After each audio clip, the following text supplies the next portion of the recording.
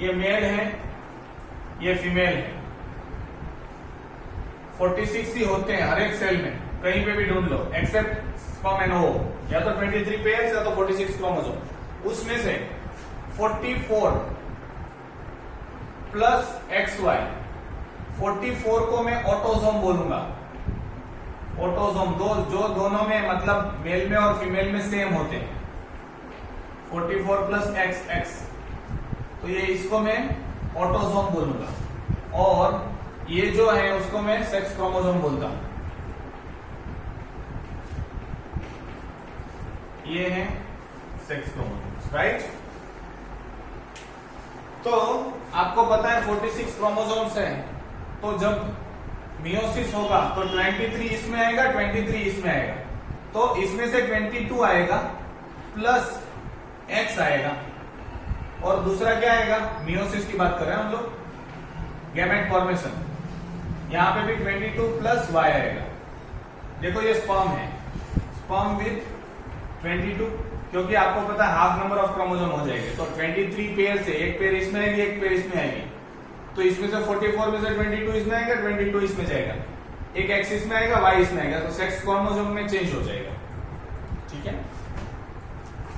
Female में ovum जब बनेगा तो मियोसिस होगा, 22 प्लस X इधर आएगा, 22 प्लस X इधर आएगा, मतलब कोई भी X है तो दोनों X है तो दोनों में X जाएगा दोनों, तो यहाँ पे कोई भी आएगा तो यही आया ना, आने वाला है ना 22 प्लस X, मतलब बाकी तो मैंने अभी बोला ऑटोसोम तो सेम ही है, नाक का शेप और आंखों का शेप, कान का शेप, मतलब कोई भी चेंज इतना ज्यादा नहीं है, थोड़ा बहुत जो चेंज है वो due to the sex chromosomes होता है। सोचो कि अगर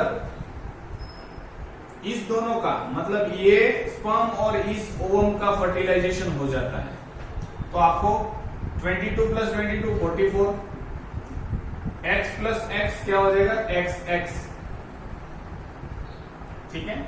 अगर इनके साथ इनका ही कॉम्बिनेशन मिलता तो 44 प्लस XY हो जाता। अब इनके साथ इनका कॉम्बिनेशन मिलता तो 22 प्लस XX, अगर इनके साथ इनका कॉम्बिनेशन मिलता तो 22 नहीं आएगा, 44 आएगा, 44 प्लस XY, तो आपको पता है जहां पे दोनों XX है, female child girl child, boy child, girl child, boy child, मतलब 2:2, दो बॉयज दो गर्ल्स, मतलब 50% चांसेस है, 50-50 चांसेस है। सो एक्चुअली बॉय या गर्ल का जो भी, अब तो सुधर गए हैं, पहले के जमाने में सिर्फ गर्ल्स मतलब गर्ल चाइल्ड होती थी तो मदर को कोसा जाता है था कि तू तेरे से ही गर्ल चाइल्ड होती है। एक्चुअली क्या है, वो is the decider factor father, but ये नेचुरल प्रोसेस है, फादर के दो स्पर्म, कौन सा स्पर्म फर्टिलाइज होगा ये किसी को नहीं पता है। जब हम लोग रिप्रोडक्शन पढ़ेंगे तब मैं इसको डिटेल में चर्चा करूंगा। इससे पहले भी मैं यहाँ पे चर्चा करूंगा कि जब एक इजेक्यूलेशन होता है स्पर्म, एक बार जो स्पर्म इजेक्यूलेट होता है उसमें 2 से 3 मिलियन स्पर्म होते हैं। सो यू कैन इमेजिन वो 2 से 3 मिलियन, जिनको हम लोग सीमन बोलते हैं, सीमन मतलब sperm, that is the collection of sperm and all the secretions. तो एक इजेक्यूलेशन ऑफ सीमन में 200 से 300 मिलियन स्पर्म होते हैं। सारे जैसे यूटेरस में जाएंगे, सॉरी वजाइना से यूटेरस, सर्विक्स से लेके ऊपर जैसे जाएंगे, फेलोपियन ट्यूब में जैसे जाएंगे, और जहां पे एग है, रिलीज हुआ है एग, फेलोपियन ट्यूब में जहां पे इंतजार करता है, मतलब वहां पे एक साथ 2 लाख स्पर्म पहुंचते हैं, 2 लाख स्पर्म, और वो पेनिट्रेट करने की कोशिश करते हैं। ये स्पर्म है, ये ओवम है, इसके आजू बाजू 2 लाख स्पर्म कोशिश करते हैं कि वो, इसके आजू बाजू सेल होते हैं, हम लोगों ने फॉलिकुलर सेल वाला शायद पढ़ा होगा, नहीं पढ़ा हो तो मैं बाद में बताऊंगा। तो एक के आजू बाजू फॉलिकुलर सेल होते हैं, और स्पर्म के आगे हेड होता है जिसको एक्रोसोम बोलते हैं, ठीक है, जिसके अंदर एंजाइम होता है जो इस इसके सेल को तोड़ तोड़ के अंदर जा सकता है। जो पहला टच हो जाए, एक को टच हो जाए और अपना हेड अंदर डाल दे, उसके बाद ये लॉक हो जाता है टू प्रिवेंट पॉलीस्पर्मी, दूसरे को स्पर्म ना अंदर जाए, फर्टिलाइजेशन ना हो। इसीलिए ये मेथड है नेचर में, ठीक है, एक ही स्पर्म फर्टिलाइज हो, एक साथ दो नहीं होंगे। आप सोच रहे होंगे कि ट्विंस कब कैसे आते होंगे, तो हम लोग रिप्रोडक्शन में इसको डिटेल में लेंगे कि ट्विंस होते कैसे। आई थिंक सो यहाँ पे वो टॉपिक छेड़ने की जरूरत बिल्कुल नहीं है, फिर भी मैं थोड़ा सा अंदाजा दे सकता हूँ आपको कि ये जाइगोट बन गया। अब हमको पता है जाइगोट में से बहुत सारे सेल मिलके आगे आगे चीज जाइगोट एक फर्टिल, अब कोई भी कारण की वजह से दो भाग में डिवाइड हो गया जाइगोट, मतलब ये सेल, तो दो बच्चे डेवलप होंगे जिसको हम लोग आइडेंटिकल ट्विंस बोलते हैं। इसमें से एक बच्चा बनेगा, इसमें से एक बच्चा बनेगा, दोनों बच्चे बर्थ लेंगे, इसको ट्विंस बोलते हैं, आइडेंटिकल ट्विंस बोलते हैं। तो एक साथ दो स्पर्म का फर्टिलाइजेशन नहीं हुआ, स्पर्म तो एक ही गया, एक ही ओवम है, लेकिन वो डिवाइड जैसे सेल हो रहा था तो उसके बाद कुछ हुआ कि दो भाग में डिवाइड हो गए, तो ना दोनों नए बच्चे में डेवलप होंगे। दूसरा, हम ऐसा मानते हैं कि ये यूटेरस है और ये फेलोपियन ट्यूब है और यहाँ पे ओवरी होती है। मैंने आपको बताया होगा, शायद मेंस्ट्रुएशन साइकिल नहीं बताया तो हम लोग बाद में बात करेंगे। ये female reproductive cycle, sorry female reproductive system पढ़े होंगे आप। तो दोनों फेलोपियन ट्यूब, दोनों ओवरी, हम लोग ऐसा मानते हैं कि एवरी 28 डेज मेंस्ट्रुएशन साइकिल में 14th डे पे एक ओवम रिलीज होता है अल्टरनेट ओवरी से।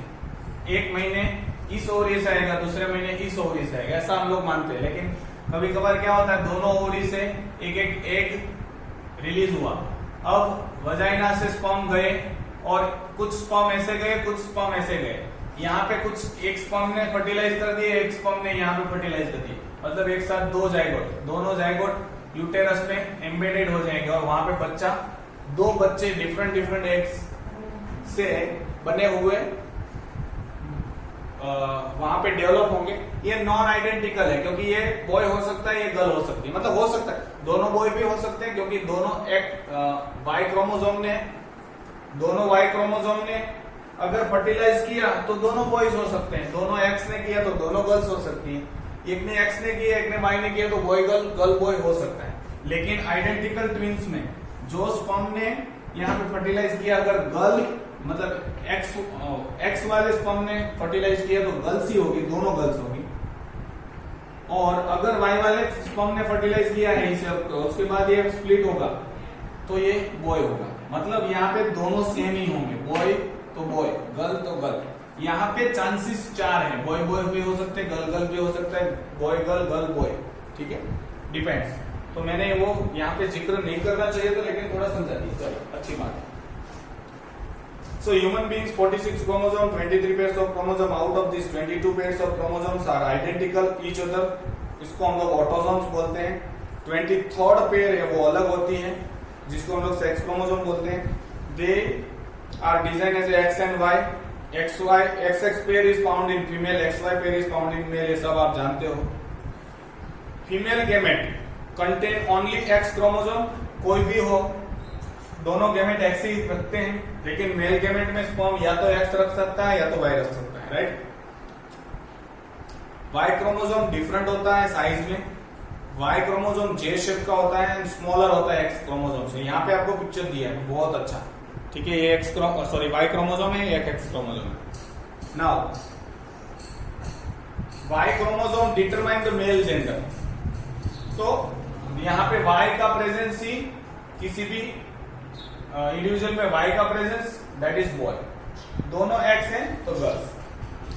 Different fertilization, there are equal chances that an ovum get fertilized either with X or Y chromosome. तो यहाँ पे चांसेस दोनों हैं, जो एक्स वाला स्पर्म है वो फर्टिलाइज करेगा अगर किसी एक के साथ तो गर्ल चाइल्ड ही होगी, लेकिन वाई वाला जो स्पर्म है वो फर्टिलाइज करेगा तो हमेशा बॉय चाइल्ड होगा। ऑल एक्स आर सेम, इसीलिए चांसेस 50-50% है बॉय का और गर्ल का। The sex of child is determined by the type of sperm that fertilize. तो बॉय होगा कि गर्ल होगा वो कौन डिसाइड करेगा? स्पर्म, कौन सा स्पर्म फर्टिलाइज हुआ, और वो स्पर्म है ना, फर्टिलाइजेशन होगा ना, वो एक फ्रैक्शन ऑफ सेकेंड का टाइम है, इसमें किसी का कुछ नहीं चलता है, नेचुरली फर्टिलाइजेशन होता है। हाँ, अगर लेबोरेटरी में बाहर इन विट्रो टेस्ट ट्यूब में अगर करवाते हैं तो वाइस स्पर्म वाला ही फर्टिलाइज करवाओ तो वो अलग चीज है, लेकिन मोस्ट प्रोबेबली ये कब फर्टिलाइजेशन होता है वो भी किसी को नहीं पता। ठीक है, ये तो सब नेचुरल प्रोसेसेस चलती हैं, उसमें फर्टिलाइजेशन हो जाता है। Next is sex link inheritance जो है उनको हम लोग अब नेक्स्ट लेक्चर में पढ़ेंगे, क्योंकि ये थोड़ा मैं धीरे धीरे चलाऊंगा और एक दिन शायद लगेगा। ठीक है, क्योंकि ये थोड़ा सा डिफरेंट चैप्टर है। Thank you and have a nice day. धन्यवाद।